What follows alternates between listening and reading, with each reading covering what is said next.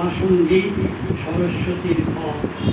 নজরুল হলো ভারতীয় এবং বাংলাদেশি, নজরুল হলো ফার্সি এবং বাংলা ভাষী।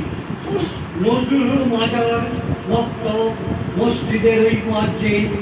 নজরুল হলো মহাপ্রলয়, বীর সৈনিক, চিরনবী। নজরুল হলো হাবিলদার, বাসুদেবের কবিতা।